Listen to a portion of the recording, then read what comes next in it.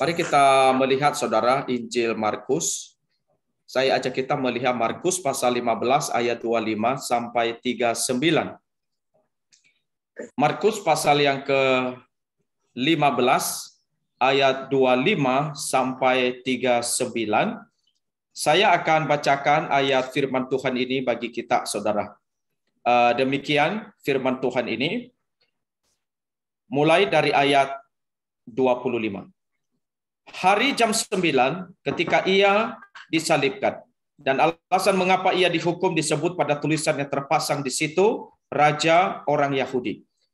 Bersama dengan dia disalibkan dua orang penyamun, seorang di sebelah kanannya dan seorang di sebelah kirinya. Demikian genaplah nas kitab yang berbunyi, ia akan terhitung di antara orang-orang durhaka. Orang-orang yang lewat di sana menghujat dia dan sambil menggeleng-gelengkan kepala, mereka berkata, "Hai engkau yang mau merubuhkan bait suci dan mau membangunnya kembali dalam 3 hari. Turunlah dari salib itu dan selamatkan dirimu." Demikian juga imam-imam kepala bersama-sama ahli Taurat mengolok-olokkan dia di antara mereka sendiri, dan mereka berkata, "Orang lain ia selamatkan, tetapi dirinya sendiri tidak dapat ia selamatkan. Baiklah Mesias, Raja Israel itu turun dari salib itu, supaya kita lihat dan percaya." Bahkan kedua orang yang disalibkan bersama-sama dengan dia mencela dia juga. Pada jam 12, kegelapan meliputi seluruh daerah itu dan berlangsung sampai jam 3. Dan pada jam 3 berserulah Yesus dengan suara nyaring, "Eloi, Eloi, lama sabachthani," yang berarti, "Allahku, Allahku, mengapa engkau meninggalkan aku?" Mendengar itu, beberapa orang yang berdiri di situ berkata, "Lihat, ia memanggil Elia." Maka datanglah seorang dengan bunga karang, mencelupkannya ke dalam anggur asam, lalu mencucukkannya pada sebatang bulu dan memberi Yesus minum serta berkata, "Baiklah kita tunggu dan melihat apakah Elia datang untuk menurunkan dia." Lalu berserulah Yesus dengan suara nyaring dan menyerahkan nyawanya. Ketika itu tabir bait suci terbelah dua dari atas sampai ke bawah.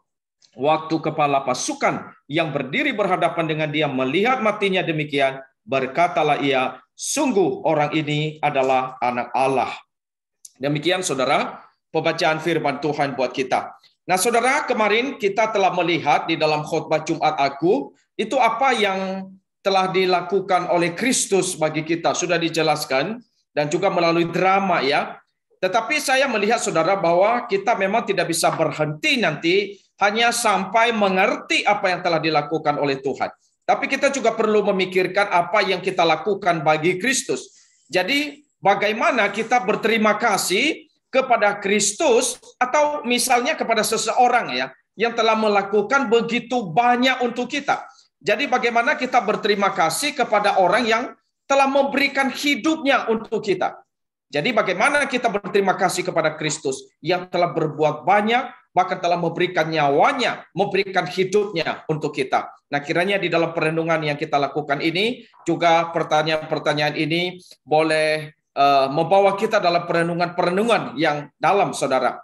Nah di dalam perikop yang tadi kita baca itu, kita sudah melihat apa yang telah dilakukan oleh Kristus bagi kita. Saya tidak menguraikan lagi, mengulang lagi apa yang kita sudah baca karena sudah cukup jelas apa yang dilakukan oleh Kristus, bagaimana pengorbanannya, bagaimana matinya, dan juga apa yang terjadi ketika dia mati di atas kayu salib. Nah, saudara, saya ajak kita untuk melihat bahwa sebenarnya Kristus adalah melampaui setiap pemimpin-pemimpin di dalam dunia yang pernah berkorban. Misalnya kalau kita melihat saudara, Insinyur Soekarno atau Abraham Lincoln, atau misalnya kita lihat di Singapura ada Lee Kuan Yew. Ini adalah pemimpin-pemimpin besar. Tetapi saudara, kita melihat meskipun mereka orang-orang yang sudah melakukan pekerjaan besar, tetapi mereka tidak sama dengan Kristus. Mati mereka juga tidak seperti Kristus. Sehingga kita melihat bahwa Kristus adalah pemimpin terbesar sepanjang sejarah dunia. Mati dengan cara yang sangat dihina, bahkan orang menghina, mengejek, dicela, bahkan menganiaya dia. Bahkan kita melihat kegelapan meliputi, ya tadi di dalam Alkitab itu, kegelapan meliputi daerah itu selama 3 jam.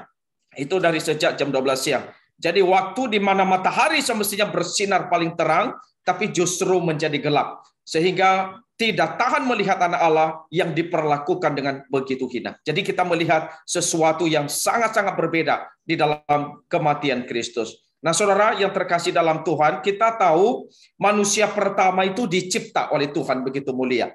Sangat terhormat, sangat agung, dan sangat tidak bernoda. Kita melihat kemuliaan, kehormatan, dan keagungan yang dimiliki oleh Adam dan Hawa sebelum mereka jatuh di dalam dosa. Tetapi ketika mereka jatuh di dalam dosa, saudara, justru kita melihat kemudian mereka melawan Allah, bahkan menjadi orang yang tersesat, tidak taat, memilih jalan sendiri. Bahkan mereka mengaku, saudara, banyak orang yang akhirnya dengan keturunan Adam dan Hawa pada akhirnya mengaku beragama, tapi akhirnya menyalibkan Kristus. Jadi akhirnya manusia itu bisa menjadi musuh Allah. Termasuk kita pada hari ini, manusia memusuhi Allah, kehilangan kemuliaan Allah, kehilangan kehormatan dan keagungan, saudara.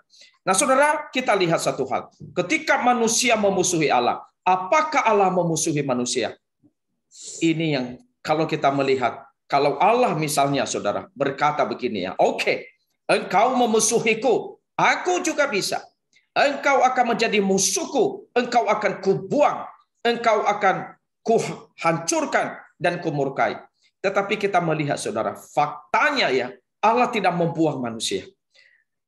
Bahkan Allah justru betul-betul menyatakan satu kasih kepada ciptaan manusia yang memusuhi dia. Bahkan kita lihat itu justru manusia yang berdosa ini diperdamaikan oleh Tuhan.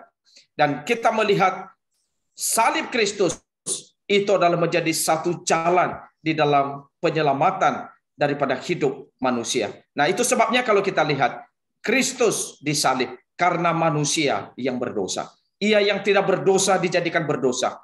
Kristus tidak rela kalau manusia itu menanggung penghukuman dari Tuhan. Jadi tempat dia disalib itu yang seharusnya menjadi tempat kita. Hukumannya dia tanggung, semestinya hukuman yang harus kita tanggung. Tetapi demi kebaikan kita umat pilihannya, Kristus rela menanggungnya. Nah, ketika saya merenungkan, saudara, di dalam dunia ini banyak orang yang mati dengan cara yang sadis. Banyak orang mati dengan cara yang mengerikan. Tetapi apakah mungkin kematian mereka itu melebihi kematian Tuhan kita Yesus Kristus di atas kayu salib? Nah, saya melihat ada perbedaan yang sangat besar antara penderitaan Kristus dengan penderitaan manusia. Pertama, saudara, kalau kita melihat dari bentuknya, Kristus menderita seluruh murka Allah di dalam tubuh dan jiwanya. Itu yang dilakukan oleh Kristus di atas kayu salib. Itu yang ditanggungnya. Nah, jadi dia mati menanggung semua itu untuk semua orang yang percaya. Jadi ini sesuatu kematian yang sangat berat sebenarnya. Jadi kalau kita melihat orang-orang yang sebenarnya mati dengan cara yang sadis pun, mereka menderita pun, itu hanya menanggung penderitaannya sendiri, saudara ya. Dia pun mati oleh karena dosanya sendiri. Dan dia hanya menanggung apa yang menjadi bagian daripada kehidupannya sendiri. Nah, kalau kita melihat penyebab daripada kematian Kristus ya, selain bentuk dan penyebabnya, itu Kristus bukan menderita karena dosanya sendiri. Orang mati, saudara, kita manusia semengerikan apapun, sesadis apapun, dia mati karena dosa. Tapi Kristus mati bukan karena dosanya sendiri. Jadi semua orang mati karena dosa, tapi Kristus tidak mati karena dosanya. Dia mati karena dosa orang lain. Jadi ini penderitaannya begitu berat sebenarnya. Dan tujuan akhir daripada kematian Kristus, kalau kita lihat penderitaan Kristus menjadi korban tebusan bagi dosa-dosa orang percaya. Dan kematian orang lain, saudara, tidak pernah menjadi sebuah tebusan bagi orang lain. Jadi kita melihat kematian Kristus ini, sebuah kematian yang terbesar di dalam sejarah. Kematiannya itu membuktikan kasih Allah yang sangat nyata bagi manusia. Nah, saudara, kalau kita lihat, Kristus adalah Tuhan yang sebenarnya begitu erat dengan Bapa di surga. Siapakah yang paling dekat dengan Bapa? Siapakah yang paling memiliki hubungan yang lebih baik dengan Bapa selain anak? Tetapi saudara, ini adalah satu hubungan sebenarnya kalau kita lihat yang tidak bisa digantikan dan tidak ada bandingan. Ya, karena Yesus itu sangat kenal Bapa dan dia sangat mengerti karakter Bapa. Tetapi mengherankan kalau kita lihat seperti dalam perikop yang tadi kita baca, justru di atas salib hubungan yang sangat-sangat luar biasa itu menjadi renggang, menjadi putus sejenak. Jadi Allah Bapa itu meninggalkan anak sampai anak berkata itu, Eli Eli lama sabachthani, Allahku Allahku mengapa engkau meninggalkan aku. Ini sudah jadi penderitaan yang sangat-sangat dalam sekali, saudara. Martin Luther itu pernah mengatakan, siapakah dapat mengerti Allah meninggalkan Allah? Jadi kita lihat Yesus itu bersedia ditinggalkan oleh Allah Bapa demi kita, demi keselamatan kita. Yesus rela dibuat berdosa demi keselamatan kita. Yesus rela mengorbankan nyawanya demi umat pilihannya. Jadi Kristus bersedia menanggung dosa setiap kita. Dia menanggungnya di dalam dagingnya di atas kayu salib. Dia dibuat menjadi berdosa bukan karena dosanya. Ia bersedia ditinggalkan oleh Allah untuk sementara supaya kita bisa diterima di dalam kekekalan. Kristus bersedia mengalami sampai kematian hukuman neraka yang paling hebat supaya kita mengalami kebahagiaan dan keindahan hidup di dalam sorga sampai selama-lamanya. Jadi ini cinta kasih yang luar biasa dari Kristus. Kristus membuktikan bahwa ia begitu mengasihi kita, mengasihi setiap umat pilihannya. Di atas salib yang hina itu, dia membuktikan kasihnya, kasih Allah yang sangat besar untuk kita. Nah, saudara, di tahun 2015, saudara ya, saya pernah mendengar satu kisah kematian, yaitu Lee Kuan Yew ya, di Singapura. Kalau kita melihat pengaruhnya itu begitu besar ya. Dia membawa kemerdekaan kepada Singapura tahun 65. Pernah bergabung dengan Malaysia, kemudian mereka berpisah lagi, saudara.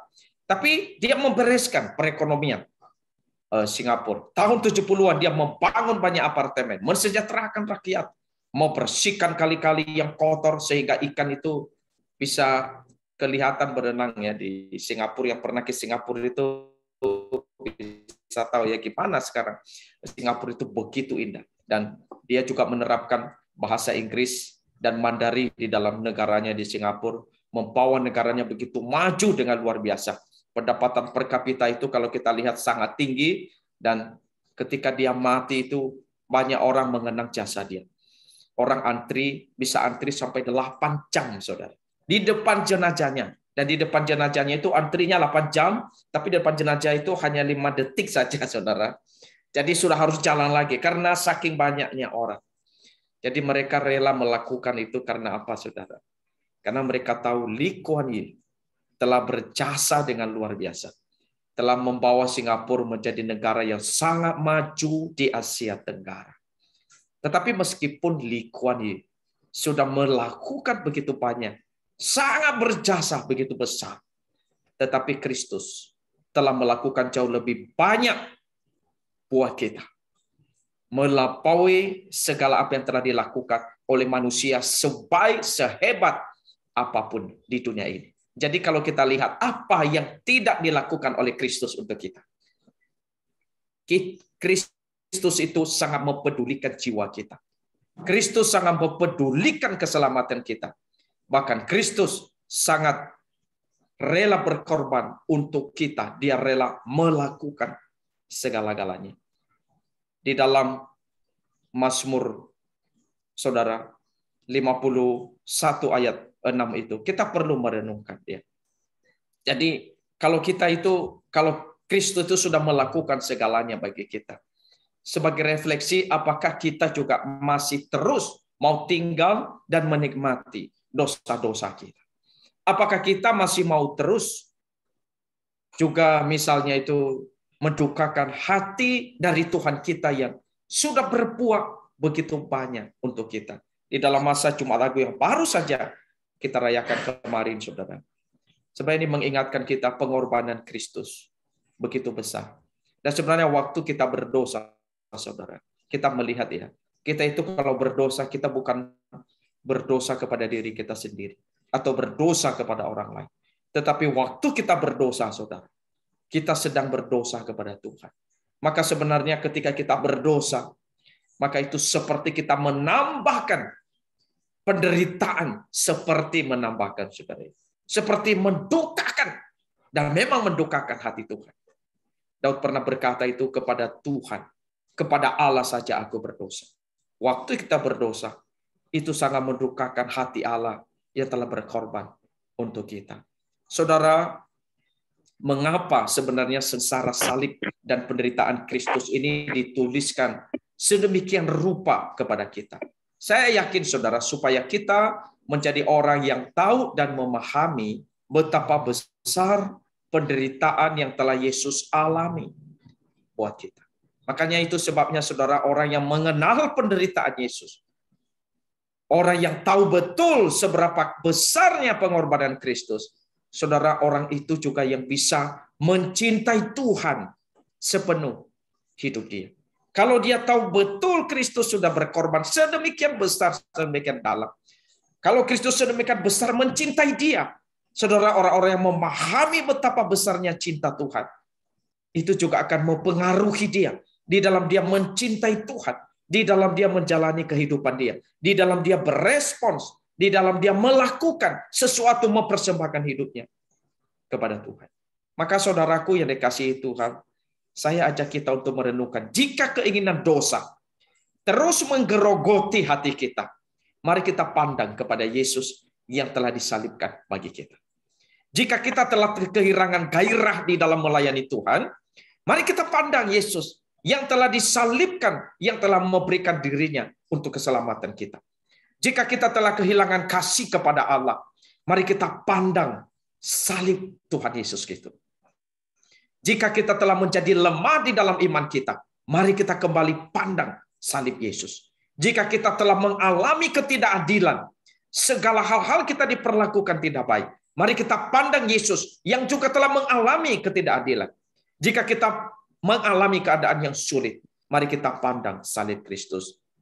Bahkan jika kita malas memberitakan Injil, jikalau kita tidak mau menjalankan panggilan kita di dalam dunia ini, mari kita pandang salib Kristus. Jika kita telah menjadi lemah dan tidak mau bertekun di dalam iman kita, mari kita lihat salib Kristus.